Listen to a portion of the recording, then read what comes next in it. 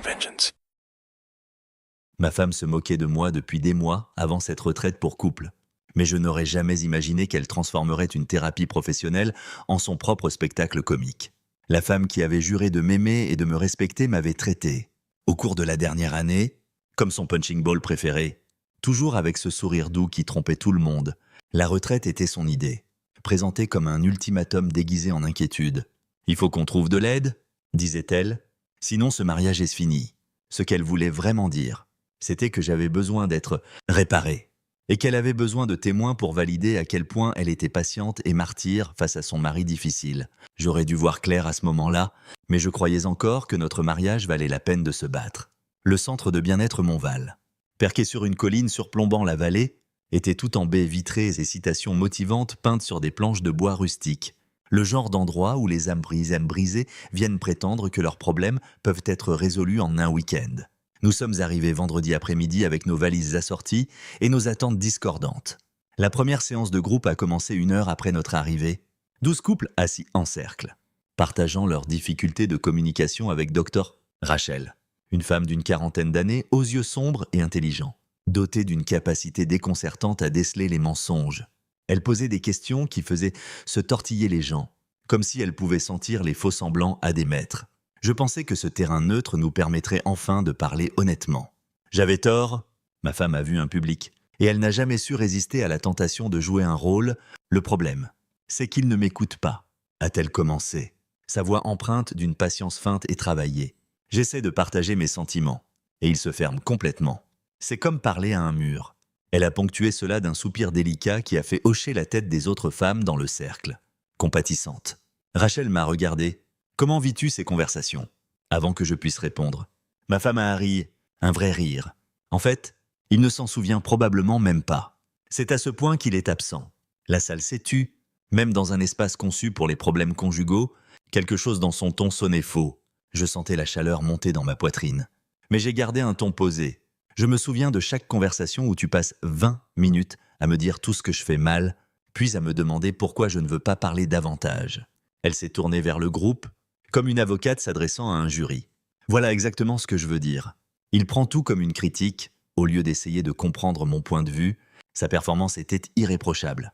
Accompagnée de l'expression blessée qui avait dupé nos amis pendant des années, Rachel a pris une note sur son carnet. Peux-tu nous donner un exemple précis d'une conversation récente qui illustre ce schéma ? Les yeux de ma femme se sont illuminés. C'était son moment. La semaine dernière, j'essayais d'expliquer comment son manque d'ambition affecte notre avenir. Et au lieu d'avoir une discussion mature à ce sujet, il s'est mis sur la défensive et est parti en trombe. Cette conversation, je m'en souvenais parfaitement. Elle m'avait coincé après une longue journée de travail, commençant par « Il faut qu'on parle de ta carrière », avant de passer 1 heure à m'expliquer à quel point elle était déçue par ma médiocrité et combien c'était embarrassant quand ses amis lui demandaient ce que je faisais dans la vie. Quand j'ai fini par dire que j'étais fatigué et que je voulais aller me coucher, elle m'a accusé de fuir les conversations d'adultes. J'avais travaillé 12 heures ce jour-là. Ai-je dit calmement. Je suis rentré à la maison pour t'entendre me dire que j'étais une déception et une gêne. Je ne suis pas parti en trombe. Je suis allé me coucher parce que j'étais épuisé. Oh, voilà, le discours de la victime, a-t-elle rétorqué, levant les yeux au ciel. Tout tourne toujours autour de ta vie difficile, jamais autour de l'impact de ton attitude sur moi. Les autres couples nous regardaient maintenant comme des spectateurs à un match de tennis. Certains hommes avaient dans les yeux une lueur de reconnaissance, tandis que leurs femmes affichaient une désapprobation à peine dissimulée. Ma femme se nourrissait de leur attention, sa confiance grandissante. Il agit comme si j'étais une horrible personne parce que je veux qu'on ait des objectifs et des standards, a-t-elle continué. Mais quand j'essaie de le motiver à être meilleur, à atteindre son potentiel, il se ferme et me fait passer pour la méchante parce que je me soucie de notre avenir. Rachel observait cet échange attentivement, son stylo courant sur son carnet. À quoi ressemble, pour toi, atteindre son potentiel ? Être l'homme que j'ai épousé, a répondu ma femme sans hésiter. Quelqu'un avec de l'ambition, du dynamisme. Quelqu'un qui n'accepte pas la médiocrité comme suffisante. Voilà, le message véritable. Livré avec une précision chirurgicale devant témoins, je n'étais pas l'homme qu'elle avait épousé. Je n'étais pas à la hauteur.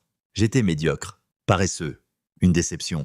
Tout cela enveloppé dans le langage de l'inquiétude pour notre avenir. La séance s'est terminée avec Rachel nous donnant pour devoir d'entraîner l'écoute active. En retournant à notre chambre, Ma femme rayonnait presque. Je pense que ça s'est très bien passé. A-t-elle dit? Rachel comprend clairement ce que j'ai dû endurer.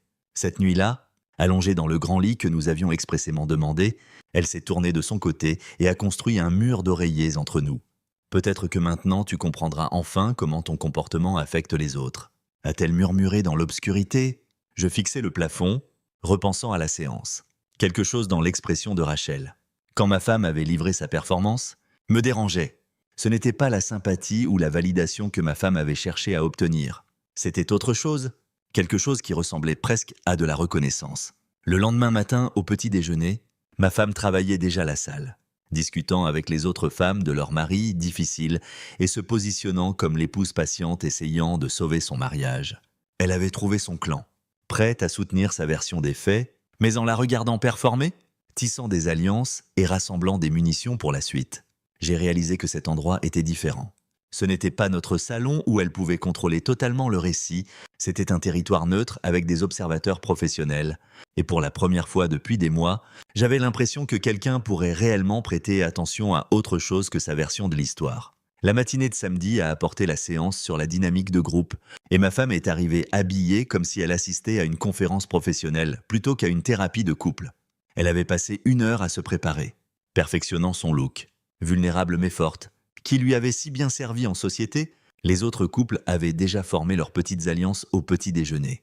Ma femme s'était stratégiquement rapprochée de 3 autres femmes, impatientes de partager des histoires d'horreur sur les défauts de leur mari. Elles échangeaient en des regards complices et des hochements de tête compatissants, construisant leur dossier avant même le début de la séance.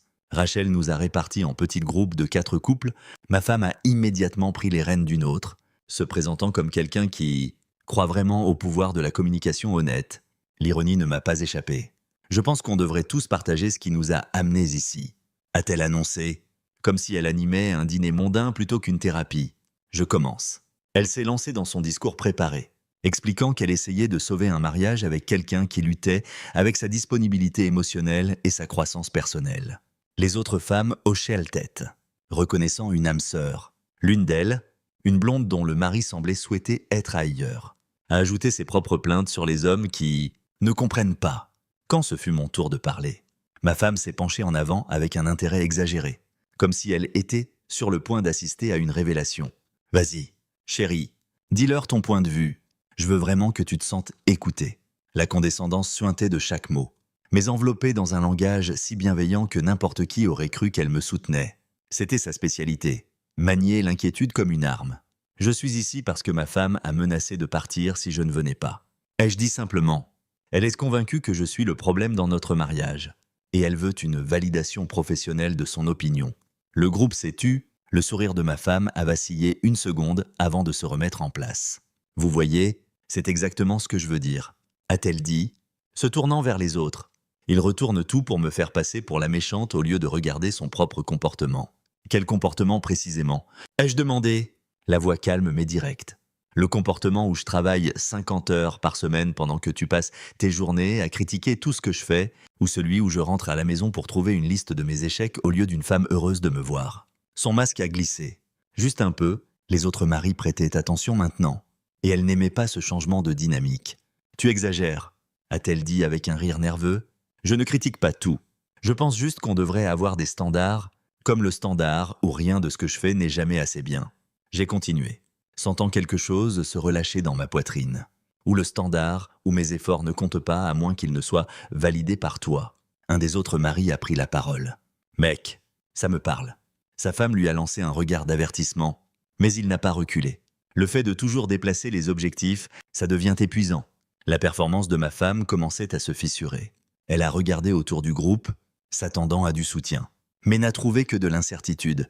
« Je n'arrive pas à croire que vous transformiez ça en une guerre homme contre femme, » a-t-elle dit, la voix légèrement plus aiguë. J'essaie d'améliorer notre relation, en disant à tout le monde ici que je suis émotionnellement indisponible et que je dois travailler sur ma croissance personnelle.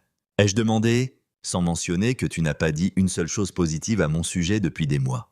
Le silence s'est étiré. Inconfortable. Ma femme était coincée entre son image publique et son comportement réel. Et pour la première fois, la performance ne fonctionnait pas. Les autres femmes commençaient à regarder leur mari différemment, se demandant si elles entendaient leur version de l'histoire. Je dis des choses positives. A-t-elle protesté faiblement? Tu ne t'en souviens pas parce que tu es toujours sur la défensive. Si t'aimant une, ai-je dit calmement. Cite une chose positive que tu as dite à mon sujet le mois dernier. Elle a ouvert la bouche, puis l'a refermée. Le regard calculateur dans ses yeux montrait qu'elle fouillait frénétiquement sa mémoire, cherchant quelque chose, n'importe quoi, pour prouver son point. Le fait qu'elle doive réfléchir, si fort disait tout, Rachel observait depuis l'autre côté de la pièce, passant d'un groupe à l'autre et prenant des notes. Quand elle s'est approchée d'une autre, la tension était palpable. Comment se passe cet exercice pour tout le monde? A-t-elle demandé, scrutant chaque visage. Soupe, a répondu ma femme rapidement, son masque se remettant en place. On a des discussions très productives sur les schémas de communication. J'ai remarqué des dynamiques intéressantes, a dit Rachel. S'installant sur la chaise vide à côté de nous, pouvez-vous m'en dire plus sur ces schémas de communication? Ma femme s'est lancée dans une nouvelle performance sur ses efforts pour motiver et soutenir face à la défensive et à la résistance. Mais cette fois, sous le regard attentif de Rachel. Ses mots sonnaient creux, répétitifs, comme une actrice oubliant qu'elle était censée jouer une vraie personne. Et comment réagis-tu généralement à ces retours? A demandé Rachel en me regardant. J'ai appris que répondre tout court est considéré comme défensif. Ai-je dit? Alors la plupart du temps, j'écoute la liste des choses que je dois corriger et j'essaie de comprendre quand la femme que j'ai épousée s'est transformée en coach de vie personnelle. Le visage de ma femme s'est empourpré.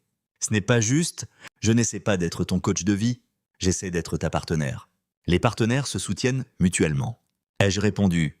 Les coachs de vie sont payés pour pointer du doigt tes défauts, les autres couples de notre groupe étaient totalement silencieux maintenant.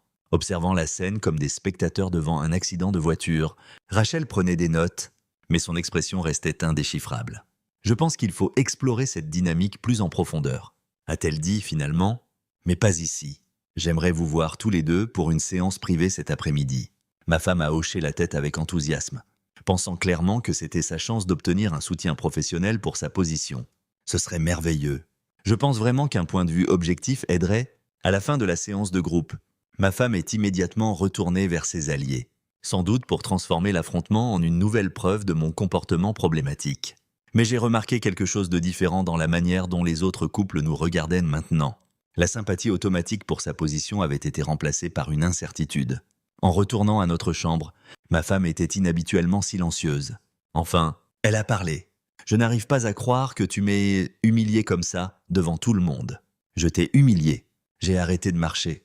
En disant la vérité sur la manière dont tu me traites, en me faisant passer pour un monstre, a-t-elle rétorqué, sa façade soigneusement entretenue se fissurant enfin. Ces gens ne connaissent pas toute l'histoire. Tu as raison. Ai-je dit? Ils ne savent pas pour les critiques quotidiennes, les comparaisons constantes avec d'autres hommes, ou la façon dont tu as systématiquement détruit ma confiance en moi au cours de la dernière année. Ils n'ont eu qu'un petit aperçu de ce que c'est de vivre avec toi. Elle m'a regardé comme si j'avais une deuxième tête. Pendant des mois, sa stratégie avait fonctionné parfaitement. Isoler, critiquer, puis jouer la victime quand je réagissais. Mais ici, avec des témoins et une observatrice professionnelle, le jeu changeait. Et pour la première fois depuis plus longtemps que je ne pouvais m'en souvenir, je ne reculais pas. La séance privée avec Rachel était prévue à 15 heures. Mais ma femme a passé toute l'heure du déjeuner à préparer son dossier comme une avocate se préparant pour un procès. Elle avait des points de discussion, des exemples et ce qu'elle appelait des incidents spécifiques, qui prouveraient sa version des faits. Je vais être totalement honnête avec elle, a-t-elle annoncé en retouchant son maquillage. À propos de tes problèmes de colère, de ton incapacité à accepter les retours, et de la manière dont tu sabotes nos efforts pour améliorer la relation. Je l'ai regardée s'entraîner à des expressions faciales dans le miroir, chacune conçue pour transmettre la parfaite dose de douleur et de patience. Problème de colère. Ai-je demandé? Tu veux dire comme quand je t'ai demandé d'arrêter de critiquer ma conduite pendant qu'on était perdu parce que tu refusais que j'utilise le GPS? Voilà, tu te mets encore sur la défensive, a-t-elle dit, appliquant son rouge à lèvres avec une précision chirurgicale. C'est exactement ce dont je parle. Le bureau de Rachel était plus petit que la salle de groupe, avec 2 chaises face à face et son bureau positionné sur le côté. Ma femme a immédiatement pris la chaise la plus proche de Rachel. Une manœuvre subtile de pouvoir qui n'est pas passée inaperçue. Je veux commencer par explorer certains des schémas observés ce matin, a commencé Rachel. Son carnet prêt. Il semble y avoir un décalage entre la manière dont chacun de vous vit vos interactions. Ma femme a hoché la tête avec enthousiasme. C'est exactement ce que j'essaie de résoudre. Il interprète tout comme une attaque, même quand je veux juste l'aider à grandir. Comme le mois dernier, quand j'ai suggéré qu'il pourrait bénéficier de lire des livres de développement personnel. Au lieu d'être reconnaissant pour la suggestion, il m'a accusé de penser qu'il n'était pas assez bien. « Quel livre as-tu suggéré » a demandé Rachel. « Oh, juste quelques lectures sur les relations et le développement personnel. Comment être un meilleur mari. L'intelligence émotionnelle pour les hommes. Ce genre de choses. » Rachel a pris une note. « Et comment as-tu présenté ces suggestions ?» La confiance de ma femme a légèrement vacillé. J'ai juste mentionné que je les avais vus recommandés en ligne et que je pensais qu'ils pourraient t'aider avec nos problèmes de communication. Elle les a laissés sur ma table de nuit, ai-je ajouté, avec un mot disant « Lis-les pour qu'on puisse enfin avoir des conversations matures. » La pièce s'est tue, Rachel a regardé entre nous, son stylo en suspens au-dessus de son carnet. « Peux-tu m'en dire plus sur la manière dont les suggestions sont généralement faites dans votre relation ?» Ma femme s'est agitée sur sa chaise. Je pense que je suis assez direct sur ce dont j'ai besoin. Je ne crois pas aux sous-entendus ou à la communication passive-agressive. Elle fait des listes ? Ai-je dit platement. Des listes écrites de choses que je dois améliorer, avec des échéances pour quand elle s'attend à voir des changements. Ce n'est pas vrai, a protesté ma femme. Mais sa voix manquait de conviction. La liste d'il y a 3 semaines avait 12 points. Ai-je continué ? Y compris être plus spontané et prendre plus d'initiatives à la maison ? Quand j'ai fait remarquer la contradiction entre programmer la spontanéité et attendre que je lise dans ses pensées pour les tâches de ménagère, elle m'a accusé d'être belliqueux. Rachel s'est penchée légèrement en avant. « Comment réagis-tu généralement à ces listes ?» Avant, j'essayais de m'attaquer à chaque point. Ai-je admis ? Je cochais des choses, faisais des changements, je faisais vraiment des efforts, mais rien n'était jamais suffisant. La liste devenait juste plus longue. Le masque de ma femme commençait à glisser. Je ne fais pas de liste. J'ai des conversations sur les domaines où nous pourrions améliorer notre partenariat. Tu m'as littéralement donné un document imprimé, ai-je dit, sortant mon téléphone. J'ai pris une photo parce que je n'arrivais pas à croire que c'était réel. En faisant défiler mes photos, le visage de ma femme a blêmi. Elle avait oublié les preuves tangibles. Trop confiante dans sa capacité à réécrire l'histoire par la seule force de sa personnalité. Rachel a tendu la main, puis-je voir ? Ma femme a tenté d'intervenir. Ce n'est pas représentatif de nos discussions habituelles. J'essayais juste d'organiser mes pensées, mais j'avais déjà donné le téléphone à Rachel. Elle a étudié l'écran. Son expression soigneusement neutre. Mais j'ai surpris une lueur de reconnaissance dans ses yeux. Elle avait déjà vu ce genre de choses. C'est très détaillé, a dit Rachel finalement. 12 changements comportementaux spécifiques avec des délais allant d'1 semaine à 3 mois. Peux-tu m'expliquer ta réflexion quand tu as créé ça ? Ma femme était piégée. Les preuves étaient là. Et sa stratégie habituelle de déni ne fonctionnerait pas, je voulais juste être clair sur ce dont j'avais besoin pour la relation. Je pensais que ça éliminerait la confusion sur des points comme « fais-moi des compliments plus naturels » ou « arrête de soupirer quand je donne des retours ». Rachel a lu sur le téléphone. Cela semble moins correspondre à des besoins relationnels qu'à des exigences de performance. Je ne pense pas qu'il soit déraisonnable de vouloir que son mari remarque quand on est belle. A dit ma femme sur la défensive.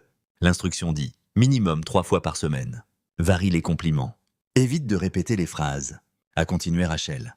Ça ressemble plus à un script de service client qu'à de l'appréciation conjugale. La composure de ma femme se fissurait visiblement maintenant. Vous sortez ça de son contexte. Le mariage demande des efforts des deux côtés. Quel effort fais-tu ? Ai-je demandé calmement. Elle s'est tournée vers moi avec une surprise sincère, comme si la question ne lui était jamais venue à l'esprit. Je fais des efforts constants. J'essaie toujours d'améliorer notre relation. Tu penses toujours à ce que je dois améliorer. Ai-je corrigé ? Quand as-tu réfléchi pour la dernière fois à ce que tu pourrais changer ? Je n'ai pas besoin de changer. A-t-elle lâché, avant de réaliser immédiatement comment cela sonnait ? Je veux dire, je suis toujours ouverte à évoluer. Mais ce n'est pas moi qui ai des problèmes, ici. Rachel observait cet échange avec attention, son stylo courant sur son carnet. Peux-tu m'aider à comprendre de quel problème tu parles ? Ma femme s'est lancée dans sa litanie habituelle.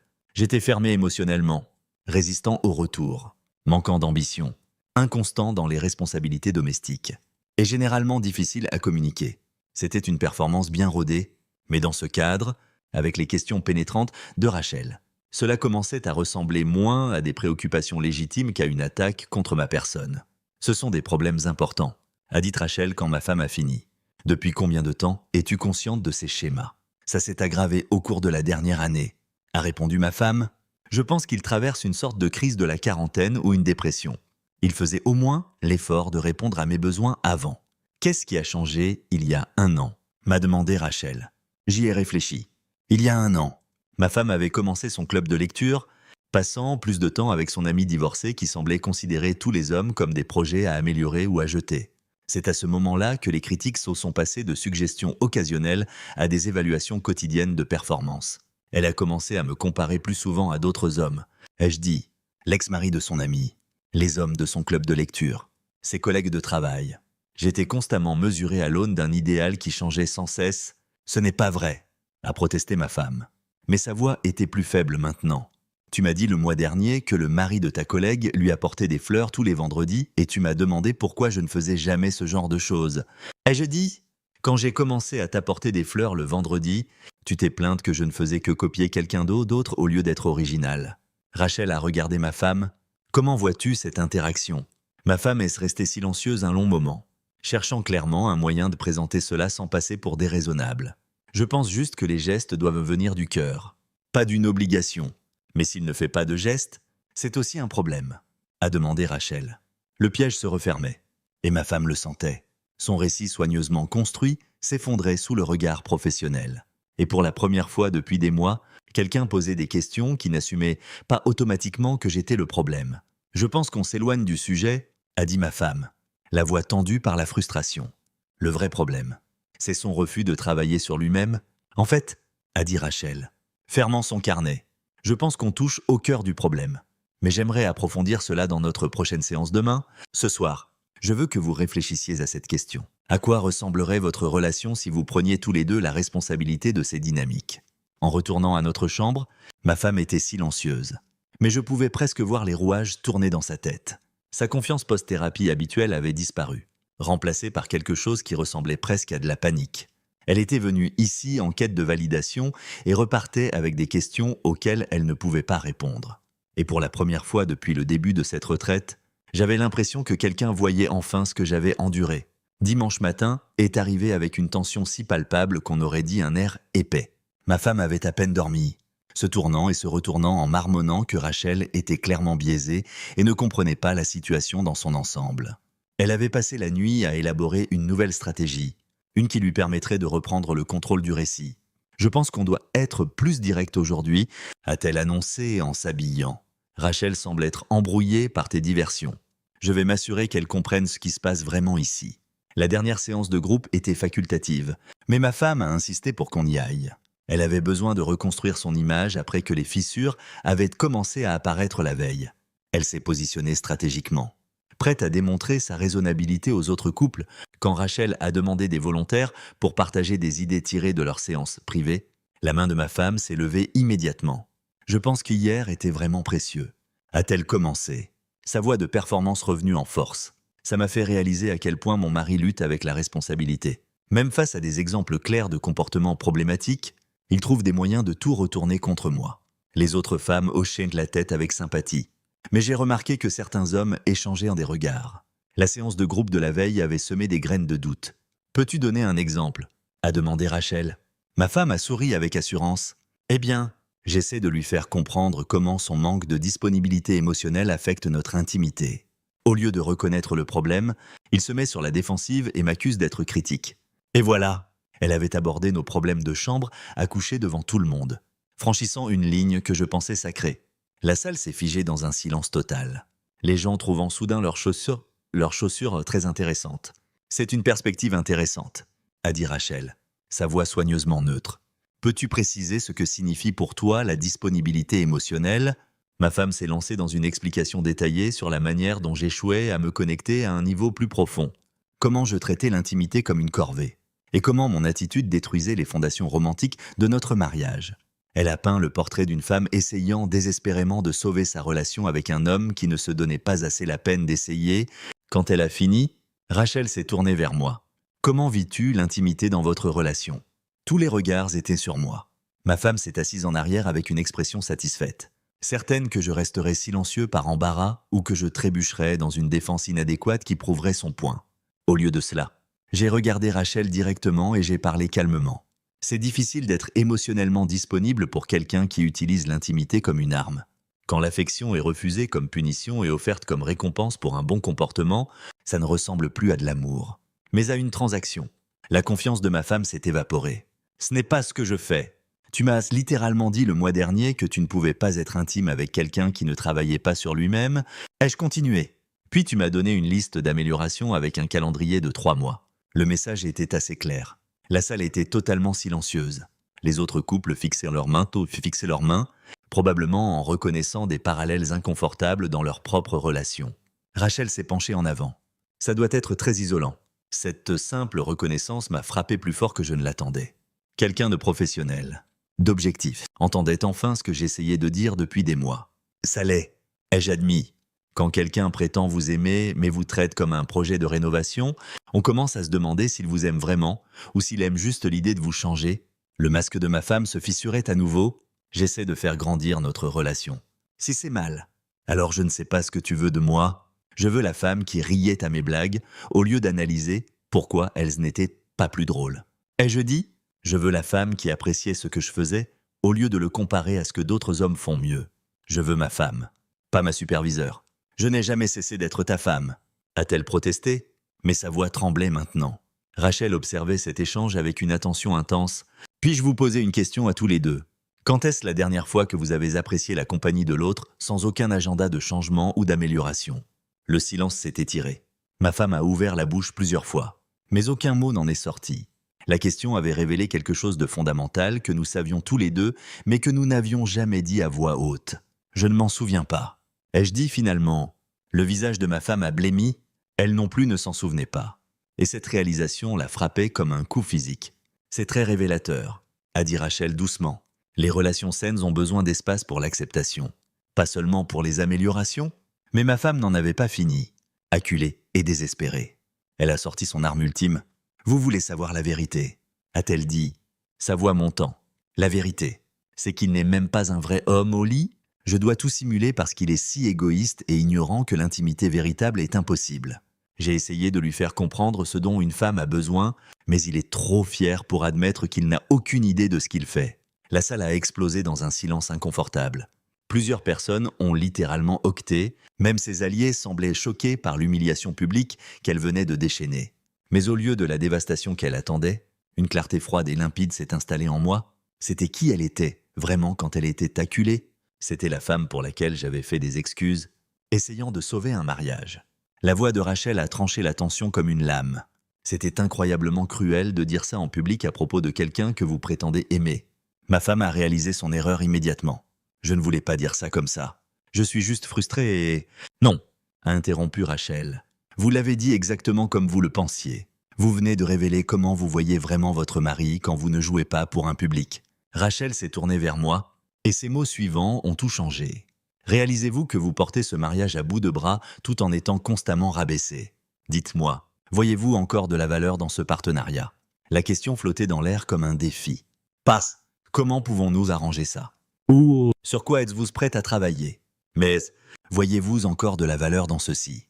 Personne ne m'avait jamais posé cette question auparavant. Pendant des mois, tout le monde avait supposé que le mariage valait la peine d'être sauvé, qu'avec assez d'efforts et de communication, n'importe quelle relation pouvait être réparée. Mais Rachel posait la question fondamentale que personne d'autre n'avait osé formuler. En regardant le visage de ma femme, rouge de colère et d'embarras d'avoir été démasquée. Je l'ai vue clairement pour la première fois depuis des mois. Pas la femme que j'avais épousée, pas celle qu'elle prétendait être en public, mais celle qui humilierait son propre mari devant des étrangers pour gagner une dispute. Non, moqué, ai-je dit calmement. Je ne vois pas de valeur à être marié à quelqu'un qui pense qu'il est acceptable de me détruire en public pour gérer un désaccord. Le visage de ma femme est devenu blanc. Elle s'attendait à ce que je recule, que je fasse des excuses, que j'essaie de lisser les choses comme je l'avais toujours fait. Au lieu de cela, j'avais répondu honnêtement. La séance s'est terminée dans le chaos. Ma femme quittant la pièce en trombe et les autres couples restant assis dans un silence stupéfait. Rachel s'est approchée de moi alors que les gens sortaient. Ça demandait du courage. A-t-elle dit simplement? Pour la première fois depuis des mois, j'avais l'impression que quelqu'un me voyait comme plus qu'une moitié d'une relation brisée à réparer. Quelqu'un me voyait comme une personne qui méritait mieux que ce que j'avais accepté. Et avec cette reconnaissance est venue une clarté que je n'avais pas ressentie depuis des années. De retour dans notre chambre, ma femme faisait les 100 pas comme un animal en cage. La façade s'était complètement fissurée. Et ce qui émergeait était une rage pure et non filtrée. « Comment oses-tu m'humilier comme ça ?» a-t-elle crié dès que je suis entré. Comment oses-tu rester là à laisser cette femme m'attaquer pendant que tu joues la victime? Rachel ne t'a pas attaqué, ai-je dit calmement. Elle a pointé du doigt ton comportement. Il y a une différence. Mon comportement.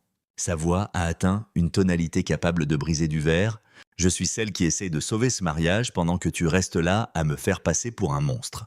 Je me suis assis sur le bord du lit, la regardant s'effondrer. C'était la vraie femme avec laquelle je vivais, celle qui n'émergeait que lorsque son contrôle lui échappait complètement. Tu t'es fait passer pour un monstre toute seule? Ai-je dit? Rachel t'a juste donné assez de cordes. Elle s'est retournée, le visage tordu de fureur. Tu penses que tu es si malin? Hein? Tu penses que tu as gagné quelque chose ici? Cette femme ne sait rien de notre vraie relation. Elle en sait assez pour reconnaître un abus émotionnel quand elle le voit. Les mots ont suspendu l'air comme une bombe prête à exploser. Le visage de ma femme a traversé plusieurs émotions avant de s'arrêter sur quelque chose qui ressemblait presque à de la panique. Ah bon, elle a ri, mais ça sonnait creux. Oh, c'est fort. Je suis abusive pour avoir essayé de t'aider à être un meilleur homme. Pour avoir des standards, pour ne pas me contenter de la médiocrité. Tu es abusive pour penser que rabaisser quelqu'un en public est acceptable. Ai-je répondu? Pour utiliser l'intimité comme une arme. Pour traiter ton mari comme un produit défectueux qui a besoin de réparation constante. Elle s'est approchée, sa voix tombant dans ce murmure dangereux que je connaissais si bien. Tu veux voir de l'abus? Continue de me pousser. Et voilà, la menace qui m'avait fait marcher sur des œufs pendant des mois, enfin dite à voix haute avec des témoins dans le couloir qui pouvaient entendre chaque mot. Voilà la vraie toi. Ai-je dit? La femme qui menace son mari quand elle n'obtient pas ce qu'elle veut. Son masque ne s'est pas juste fissuré. Il s'est brisé complètement. Elle a attrapé la lampe sur la table de nuit et l'a lancée à travers la pièce, où elle s'est écrasée contre le mur et s'est brisée. C'est toi qui as fait ça, a-t-elle hurlé. Tu as retourné tout le monde contre moi. Tu m'as fait passer pour une folle devant tous ces gens. Je ne t'ai rien fait faire. Ai-je dit, me levant lentement. J'ai juste arrêté de couvrir tes agissements. Elle était complètement hors d'elle maintenant, faisant les 100 pas et gesticulant sauvagement. 15 ans. 15 ans que j'ai investi en toi, essayant de faire quelque chose de valable de cette relation. Et c'est comme ça que tu me remercies. Investi en moi? J'ai ri et ça faisait du bien de rire, enfin de l'absurdité de tout ça. Tu as passé 15 ans à essayer de me transformer en quelqu'un d'autre. Ce n'est pas un investissement. C'est une prise de contrôle hostile. On a frappé à la porte. Tout va bien là-dedans. C'était la voix de Rachel. Les yeux de ma femme se sont élargis de panique. Sa crise publique était sur le point de devenir encore plus publique. Tout va bien, a-t-elle crié. Sa voix soudainement maîtrisée à nouveau. J'aimerais parler avec vous deux, a dit Rachel à travers la porte. Ma femme m'a jeté un regard désespéré, me suppliant silencieusement de l'aider à maintenir sa façade une dernière fois. Pendant des mois, je l'aurais fait. J'aurais couvert ses agissements, fait des excuses, aidé à préserver l'illusion que tout était normal. Plus maintenant. J'ai marché jusqu'à la porte et l'ai ouverte. Rachel se tenait là avec 2 agents de sécurité. Ayant clairement entendu le vacarme, elle a jeté une lampe. Ai-je dit simplement, il y a du verre brisé partout. Ma femme s'est précipitée vers la porte, son masque se remettant en place avec une efficacité désespérée. C'était un accident. On avait juste une conversation émotionnelle à propos de notre percée aujourd'hui. Rachel a regardé au-delà d'elle, vers la lampe détruite et les yeux égarés de ma femme. Ça ne ressemble pas à une conversation émotionnelle. Ça ressemble à une escalade dangereuse. Elle m'a menacé. Ai-je dit, la voix stable. Elle a dit, tu veux voir de l'abus? Continue de me pousser. C'était juste avant qu'elle ne jette la lampe. Le visage de ma femme a traversé rapidement plusieurs émotions avant de s'arrêter sur sa performance de victime. Il déforme tout. J'étais bouleversé par ce qui s'est passé en thérapie et j'ai accidentellement renversé la lampe. Il s'en sert pour me faire passer pour instable. Mais Rachel en avait trop vu. Elle avait observé le schéma, documenté le comportement et assisté à l'explosion. Le masque professionnel avait disparu, remplacé par quelqu'un qui reconnaissait clairement ce avec quoi elle avait affaire.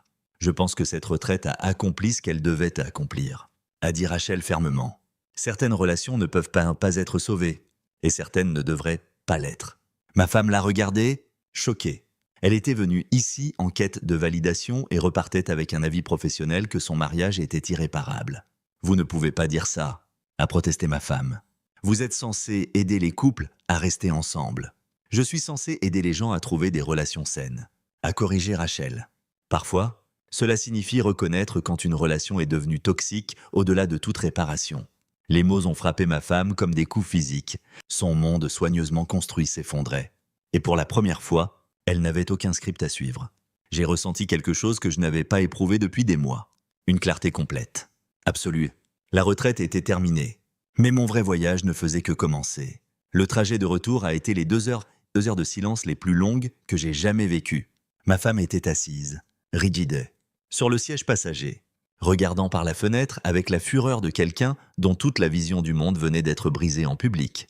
J'avais déjà pris ma décision, mais j'ai attendu que nous soyons à la maison pour la rendre officielle. Certaines conversations méritent la dignité de l'intimité. Même quand la relation ne le mérite pas, elle s'est dirigée directement vers la cuisine. Probablement pour se regrouper et lancer une nouvelle performance sur l'incompétence et les biais de Rachel. Je l'ai suivie, sachant que ce serait notre dernière vraie conversation en tant que mari et femme. Il faut qu'on parle, ai-je dit. Elle s'est retournée, son masque glissant à nouveau en place. Si c'est à propos de ce qui s'est passé à la retraite, je pense qu'on a tous les deux dit des choses qu'on ne pensait pas. On peut surmonter ça. Non, ai-je dit simplement, on ne peut pas. La finalité dans ma voix l'a stoppée net. Elle s'attendait à des négociations. Du drame, peut-être même des supplications. Elle n'était pas préparée à une certitude calme. « Qu'est-ce que tu veux dire ?»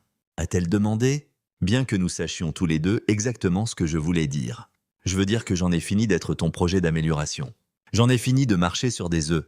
J'en ai fini de prétendre que ce que tu as fait ce week-end était proche de normal ou acceptable. » Son visage a traversé plusieurs expressions avant de s'arrêter sur la performance de victime qui lui avait si bien servi. Un mauvais week-end n'efface pas 15 ans de mariage. Les couples traversent des moments difficiles. Ce n'était pas un moment difficile. Ai-je répondu ? C'était toi, montrant à tout le monde exactement qui tu es vraiment quand tu ne peux pas contrôler le récit. Et ce que tu es est quelqu'un avec qui je ne veux plus être marié. L'acte de victime s'est effondré, remplacé par un calcul froid. Tu ne peux pas être sérieux. Tu vas jeter tout ce qu'on a construit à cause d'une thérapeute qui ne nous connaît même pas. Rachel ne m'a rien dit que je ne savais pas déjà. Ai-je dit ? Elle a juste posé la bonne question. Est-ce que je vois encore de la valeur dans ce partenariat ? La réponse est non. Le visage de ma femme a blêmi. Elle avait toujours réussi à manipuler son chemin hors des conséquences. Mais là, il n'y avait nulle part où fuir. Très bien, a-t-elle dit, sa voix devenant tranchante. Mais ne pense pas que ça va être facile. Je ne vais pas juste disparaître tranquillement pendant que tu joues au héros. C'était la vraie menace. La promesse de faire de ma vie un enfer si je ne rentrais pas dans le rang. Je ne te demande pas de disparaître tranquillement. Ai-je dit, je te dis que je vais demander le divorce demain matin. Tu peux rendre ça facile ou difficile. Mais dans tous les cas, ça arrivera. Elle m'a regardé comme si j'avais une deuxième tête dans son monde. Les ultimatums ne fonctionnaient que dans un sens. Tu fais une énorme erreur, a-t-elle dit. Tu ne trouveras jamais quelqu'un qui se soucie de toi comme moi. J'ai presque ri. Après tout ce qui s'était passé, elle essayait encore de me convaincre que son abus était de l'amour. Tu as raison. Ai-je dit, je ne trouverai jamais quelqu'un qui se soucie de me contrôler comme toi. Et c'est exactement le but. Elle a tenté une dernière manipulation. Sa voix s'adoucissant dans le ton qu'elle utilisait quand elle voulait quelque chose. Bébé, on peut arranger ça. On peut aller voir un autre thérapeute. Quelqu'un qui comprend que les relations demandent du travail. La seule chose qui a besoin d'être réparée, c'est ma volonté d'accepter d'être traité comme une ordure par quelqu'un qui a promis de m'aimer. Ai-je dit, et ça, c'est déjà réparé. Le masque est tombé complètement, alors, révélant la rage froide en dessous, tu penses que puisque tu es si fort maintenant, tu penses que parce que tu as gagné quelque chose, tu n'es rien sans moi. Tu étais un homme ennuyeux et médiocre quand je t'ai rencontré. Et c'est exactement ce que tu seras quand je serai parti. Peut-être, ai-je dit, mais je préférerais être ennuyeux et médiocre que marié à quelqu'un qui pense que me détruire en public est un comportement acceptable. Elle est restée là un moment, probablement en attendant que je revienne sur mes paroles.